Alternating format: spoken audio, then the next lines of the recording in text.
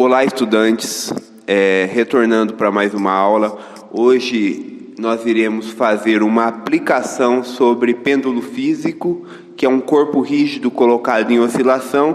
E no final da aula eu gostaria de fazer uma discussão com vocês de por que no regime de pequenas oscilações eu posso considerar um pêndulo como um oscilador harmônico simples, tá bem? Então é isso que eu preparei para a aula de hoje e uma boa aula a todos.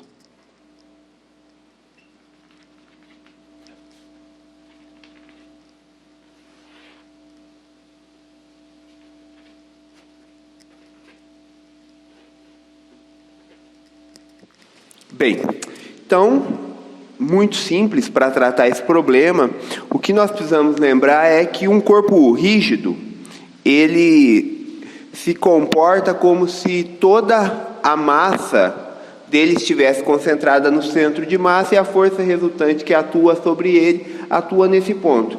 E no caso aqui, como esse corpo está submetido à força gravitacional, a força-peso ela vai atuar no centro de massa. Só que como esse corpo ele está preso por uma extremidade e a outra extremidade está livre, essa força-peso faz com que ele oscile. Agora a pergunta é, qual é o período de oscilação dele? Então é isso que nós iremos calcular. Qual é o período de oscilação deste pêndulo aqui no regime de pequenas oscilações? Então, basicamente aqui o que nós temos que verificar? Nós temos que verificar qual que é o torque produzido por essa força, e esse torque aí, ele vai ser igual ao momento de inércia vezes a aceleração angular. Então, é isso que nós iremos fazer. Então, percebam aqui, que com relação a este vetor D aqui, que é a distância do ponto em que o meu pêndulo físico ele está fixado, até o seu centro de massa, a minha força-peso, ela faz um ângulo θ.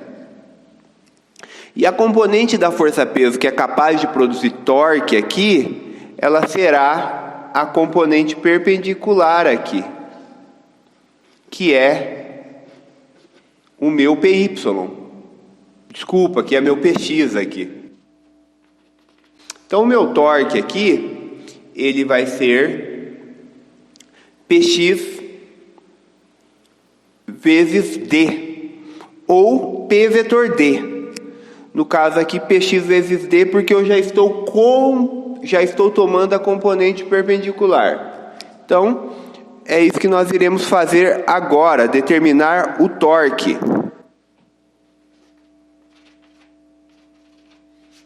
Então, o torque aqui ele será menos mgd seno θ, ok? Só que no regime de pequenas oscilações, seno de θ ele pode ser escrito como θ.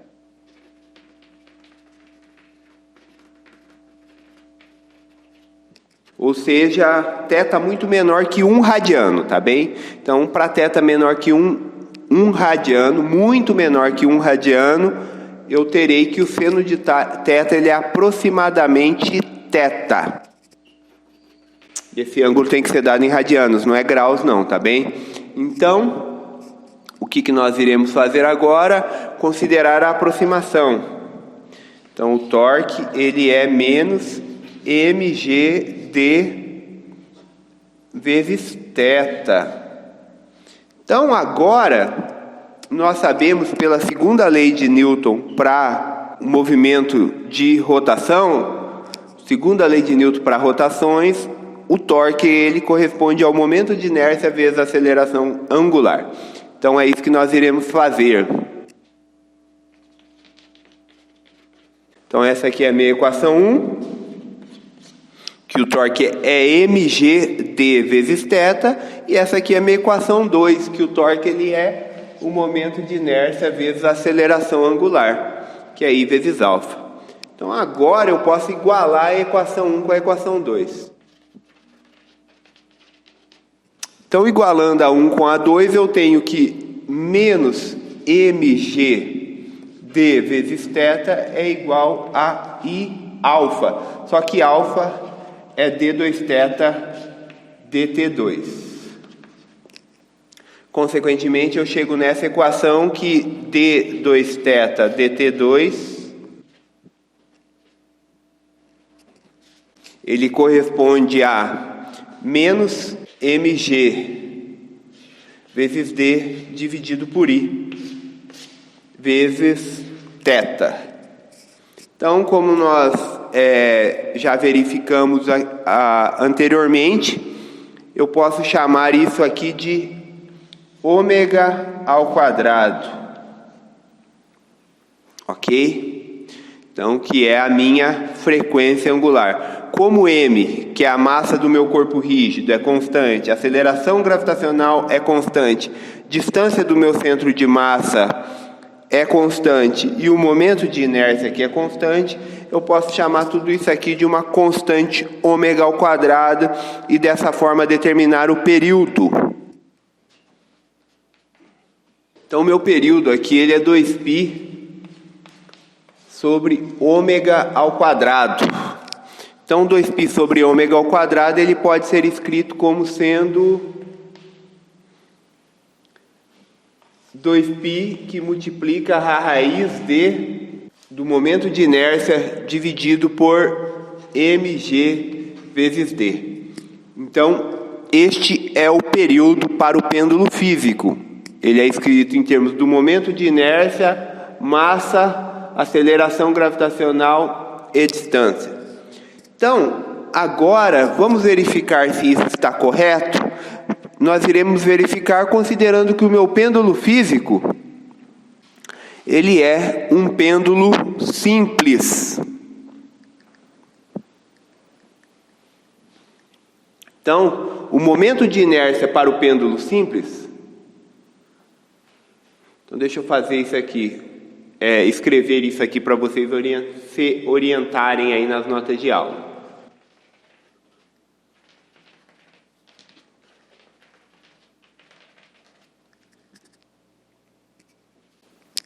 Então, vamos considerar que o pêndulo físico, ele é um pêndulo simples. Então, o momento de inércia para um pêndulo simples, ele é m vezes L ao quadrado, justamente porque o fio ele é desprezível e a massa ela se concentra na extremidade do fio, consequentemente ele é um ponto material girando a distância L. Então, como nós já verificamos, o momento de inércia de um ponto material é m vezes L ao quadrado ou m vezes R ao quadrado, que é a massa vezes a distância de giro ao quadrado. E, no caso aqui, a minha distância d, que é a distância do centro de massa, ela vai ser o próprio L.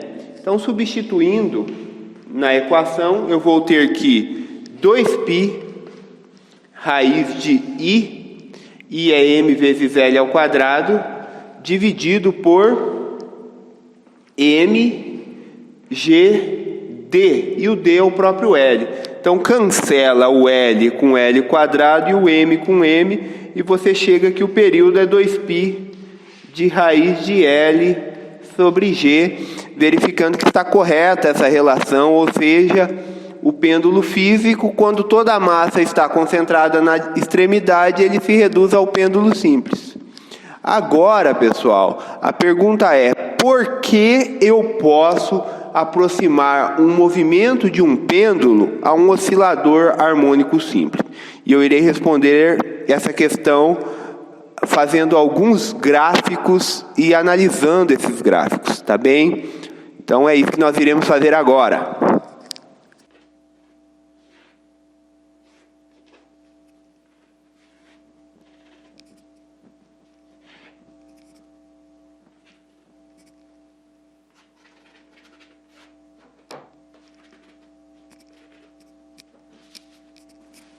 Bem, então, para eu explicar para vocês o porquê eu posso tratar o movimento de um pêndulo como eu posso aproximar o movimento de um pêndulo ao de um oscilador harmônico simples no regime de pequenas oscilações, eu preciso analisar a energia potencial de ambos os casos. Então, primeiro vamos olhar para essa energia potencial aqui, ó. A energia potencial gravitacional do meu pêndulo simples, ela depende da projeção do meu L nessa direção em que a força-peso atua, ok? Então, a força-peso atua na direção apontando para baixo, então o meu L ele precisa ser projetado nessa direção aqui. Então, essa projeção aqui é L seno θ. Então, a energia potencial gravitacional para o pêndulo simples, ela é igual a mg L seno de θ. Então, massa é constante, aceleração gravitacional é constante, o comprimento do pêndulo é constante. A minha variável aqui, ela é seno de θ. Então, quanto maior for o meu θ aqui, maior vai ser a energia potencial gravitacional. Se meu θ for zero, a energia potencial gravitacional do meu pêndulo simples é zero, ok? Então, agora, nós já sabemos qual é a energia potencial gravitacional para o oscilador, para o pêndulo simples, tá bom? Agora, qual é a energia potencial no caso do oscilador harmônico? No caso do oscilador harmônico, eu não tenho uma energia potencial gravitacional, eu tenho uma energia potencial elástica. Então, aqui, a abordagem ela é um pouco diferente, tá? Então, a força aqui ela é menos kx, e como a força ela pode ser escrita como menos a derivada do potencial com relação à posição, se eu calcular a integral de f dx, eu consigo verificar que, se eu calcular menos a integral de f de x, eu consigo determinar que a minha energia potencial aqui, ela é meio de kx quadrado. Ou seja, a minha energia potencial aqui, ela depende do quadrado da posição. E a energia potencial aqui, ela depende do seno de θ. Então agora o que eu irei fazer? Eu irei comparar estes dois gráficos, tá bem? Então é isso que eu irei fazer agora.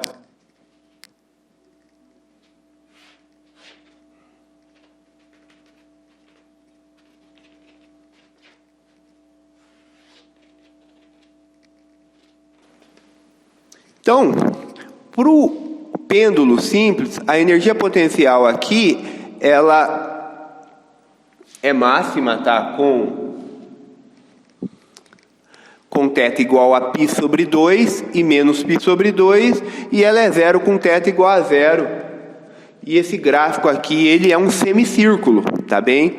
Já para o oscilador harmônico simples, nós teremos essa situação aqui.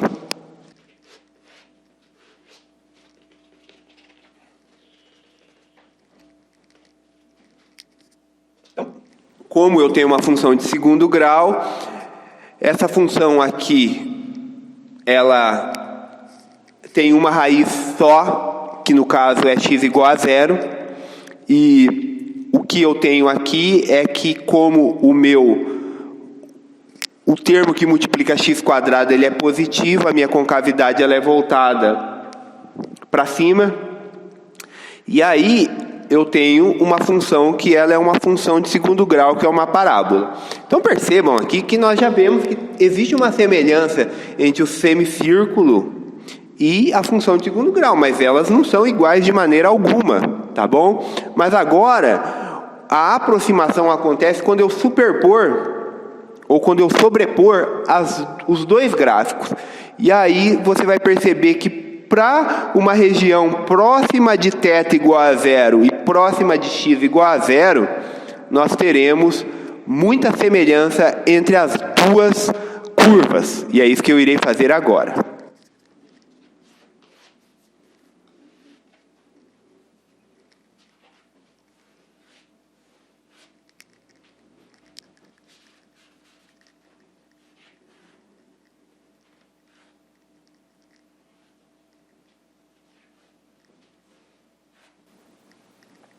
Bem, obviamente aqui que é um desenho em que eu tenho u de θ aqui, e aqui eu tenho meu u de x.